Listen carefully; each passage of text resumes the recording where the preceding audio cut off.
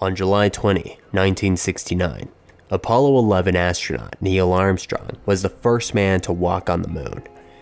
In 1970, Apollo Mission 18, 19, and 20 were canceled due to budgetary concerns. On December 7, 1972, Apollo 17, the final official lunar mission, landed on the moon. In 2011, 84 hours of classified footage were uploaded to 11.lunartruth.com. The scene changes, and we're shown the NASA facility where a large number of people are getting ready for their next mission. Astronaut John comes on camera and explains how important their work was, telling the world about the day they first heard the news about the mission. The call came for them while they were at their friend Ben's house for a barbecue. The three astronauts, John, Nathan, and Ben, were warned to keep their mission clear as it was highly classified, as their task was to transport a DoD payload.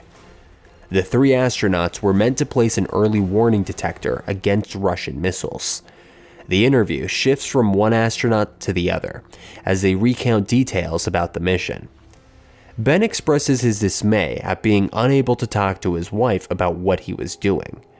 John tells the camera that he's a bit jealous that Nathan and Ben would be walking the moon while he orbits around it, as his job is to get everyone back safely. After several weeks of training, the spacecraft is launched, and they begin to make their way to the moon. As they orbit around the Earth, the three men look outside the window and watch the blue planet with awe. After several hours of traveling, Nathan and Ben slowly make their way to the surface of the moon and prepare to head out of the ship. Ejecting from the spacecraft, the two astronauts begin to remove the equipment and start setting it up. While working, the astronauts sense a frequency disturbance, making them stop and check their communication devices. After placing the necessary devices, they then begin to gather samples from the rocky ground, the objects feeling strange in their hands.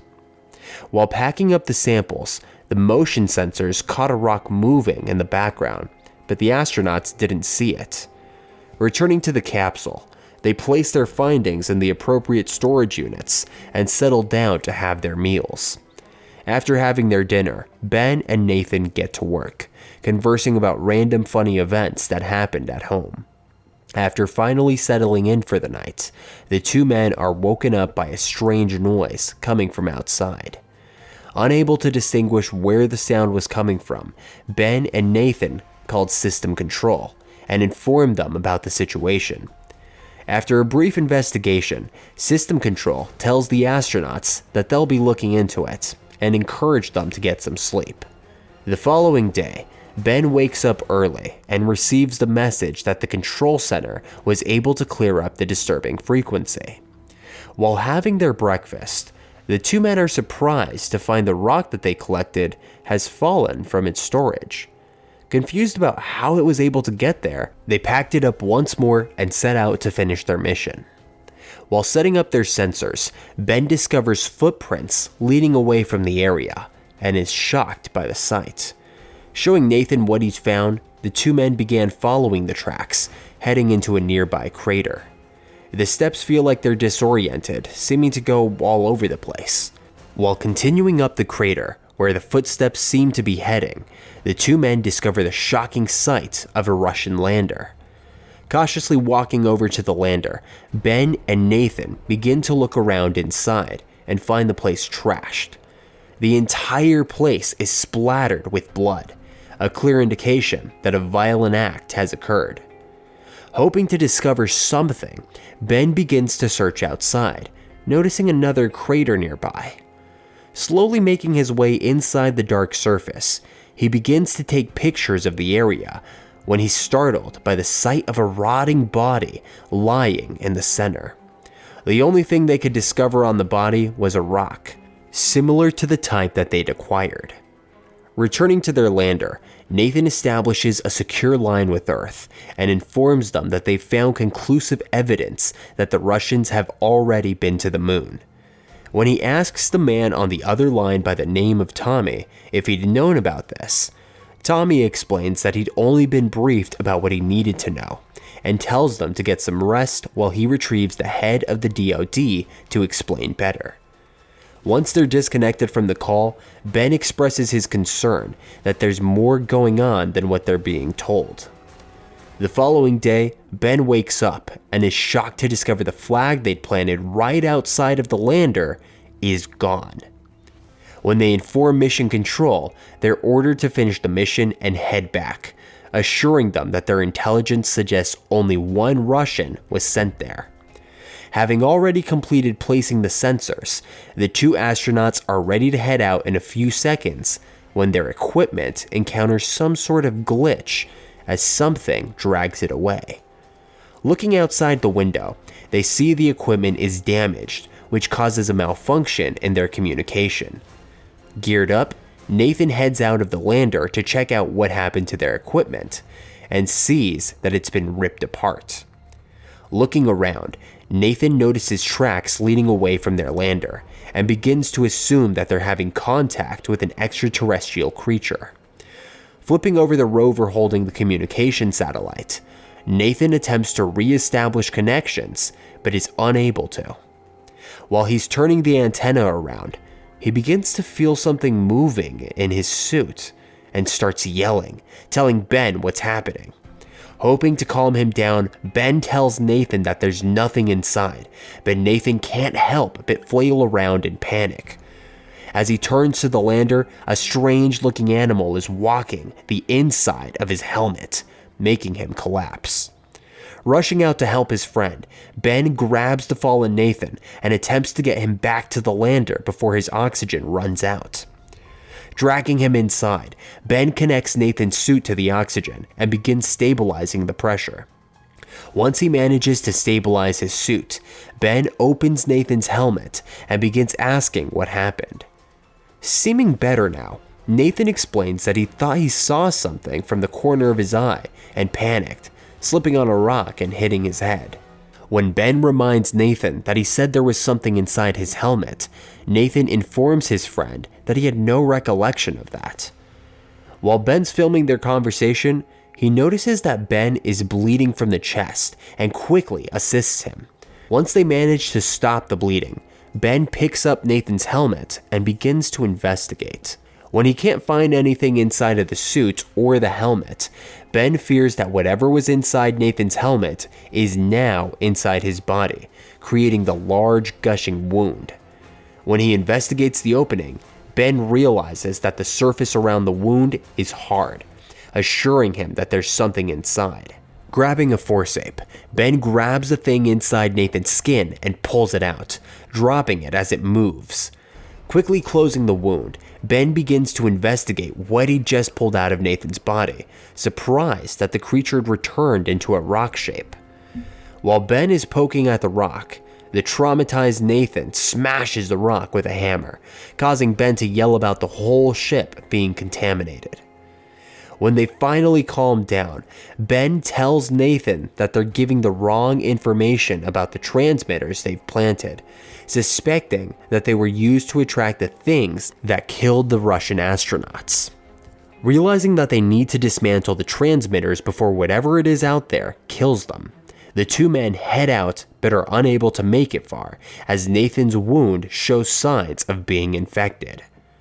Although they do their best to establish communications, they're unable to reach out to Mission Control and are only able to hear what the people from the other line are saying.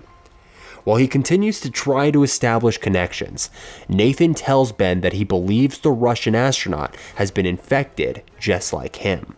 Fearing that he'd be a danger to his friends, Nathan suggests that Ben leave him, but Ben refuses. A few hours later, Nathan seems to be getting worse, both his eyes frighteningly bloodshot. He begins to mumble incoherent things, telling Ben that he feels drawn to the creatures outside. And after an hour Nathan falls asleep, Ben begins to record a video of their condition, explaining their oxygen is running low and speculating that they may never make it back to Earth.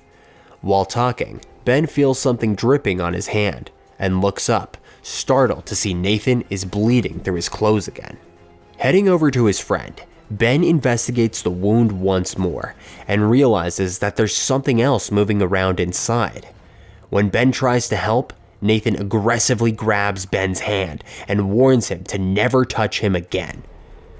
After Ben goes to sleep, Nathan begins filming himself, his face now showing the sickness. Getting up from his bed, Nathan begins to film Ben sleeping, suspiciously staring at his friend.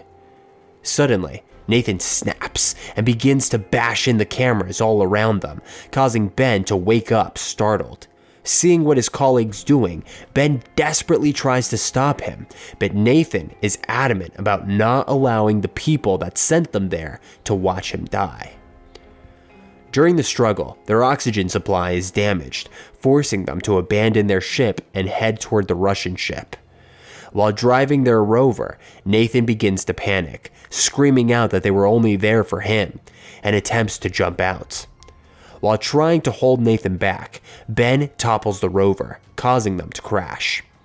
When Ben regains consciousness, he realizes that he's completely alone, with Nathan nowhere in sight. While searching for Nathan and the Russian lander, he sees footprints that lead him straight to Nathan, who's standing by the edge of one of the craters. When Ben begins to get too close, Nathan warns him off, telling him that he needs to save himself and that the creatures are coming for him. Before he can convince his friend to return, something he sees drags Nathan into the crater, causing Ben to yell out and follow him. Falling into the hole in search of his friend, Ben shines the light all around him, shocked to see the rocks come to life. Panicking, Ben rushes out of the hole, running toward the lander nearby. Finally making it to the Russian border, Ben turns on the ship system and attempts to establish communications using the Russian radio. After a brief wait, Ben can communicate with the Secretary of DoD, who coldly tells him that they're unable to bring him back to Earth, unwilling to take the risk that he might be infected. Frightened, Ben begs the secretary, assuring them that although Nathan's infected, he's completely clean, but he's unable to get a positive reaction. While he's waiting for his ultimate fate, John, who is still waiting for his friends, is finally able to make communication with Ben. After being informed by John that he needs to launch immediately, Ben starts up the engines, but is startled when he sees Nathan outside, asking to be let in. When Ben refuses, Nathan, now completely psychotic, attempts to bash the window of the lander. Before Nathan could cause any serious damage, the rock aliens swarm his body, feeding on him until he's eventually dragged away by a large alien. Crying in shock by what he'd seen, Ben desperately tries to compose himself and starts the launching process. While waiting for his friend, John receives communication from the Secretary of Defense ordering him not to help Ben, as he's been contaminated. John is warned that if he attempts to save Ben, he will not be allowed to land on Earth either. As soon as Ben's ship makes it to orbit, he looks around and sees many small rocks floating all around him, and realizes that he's trapped inside the capsule with the aliens. As Ben's attacked by the creatures, he loses control of the ship, causing it to crash with the one that John was waiting in, and transmission abruptly ends. According to all official reports, Apollo 17 was the last lunar mission. All concerned parties and family members were informed that the 3 pilots were killed during a crash that occurred during a training mission, and that their bodies were never found. Apollo missions brought 800 pounds of lunar rock samples back to Earth. Hundreds of these rocks were given away to dignitaries of foreign countries. Many of those gifts were stolen or are now missing. Okay, that was kind of creepy, but also really well executed. What did you think about the movie? Let me know in the comment section below. And hey, while you're at it, make sure you're subscribed to our channel and that you click the like button on this video. Alright, if you're ready to keep binging more movie recaps, make sure you click that video that's on screen now. And if you haven't tried binging our movie recaps yet, do yourself a favor, go make some popcorn, grab a soda, and click the video that's on screen now. Thanks, I'll see you in the next movie recap.